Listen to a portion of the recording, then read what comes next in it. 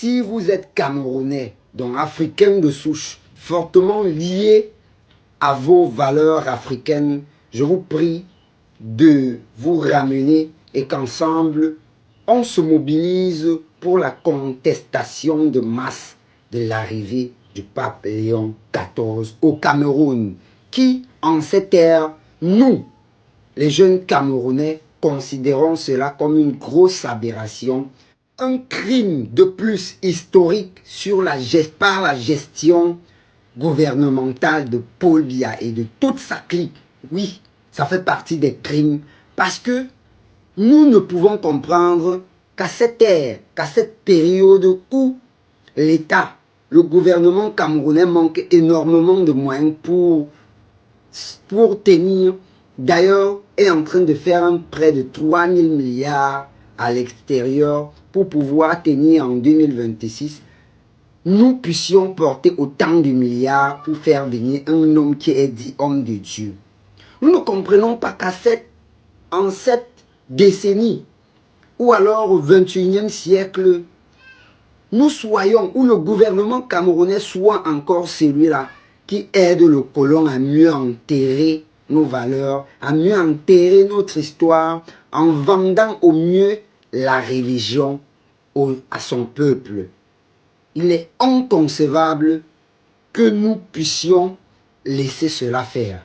Alors moi, Monsieur Le Cancre, le chercheur de vérité, de nom Nguemene Gaëtan Modeste, mis sur pied une grosse association de contestation, pas association, mais un gros groupe de contestation de son arrivée. Donc, nous serons à l'aéroport, que ce soit de Simalé ou de Douala, s'il arrive qu'ils viennent au Cameroun. Parce que nous n'allons pas voir nos milliards partir en épargne ainsi, alors que nous sommes en train de payer les grosses dettes dont nous avons contracté sans moyens. L'insalubrité, le manque de routes, d'hôpitaux et même d'écoles, d'infrastructures pour encadrer la jeunesse nous manque énormément. Mais on est là à consacrer des milliards pour ces personnes qui n'ont même pas été capables depuis des années de faire un clin d'œil à la nation camerounaise qui souffre depuis bientôt 10 ans avec le mouvement sécessionniste du sud-ouest et aussi avec les Boko Haram du Grand Nord, qui jusqu'ici, après les manifestations et les déclarations de leurs représentants au pays contre le régime d'Etoudi. Oui, je parle des évêques et autres qui ont manifesté et qui, par exemple l'évêque de Bafoussam, qui ont manifesté contre ce régime de Monseigneur Cléda. Jusqu'ici, n'ont pas encore réagi à propos, mais ont laissé ce régime s'installer et c'est où ils sont. Je commence à croire que c'était parce qu'ils avaient leur gang personnel. Je l'ai d'ailleurs dit dans une chanson. S'ils ne gagnent rien là-dedans, ils n'en ont rien à foutre.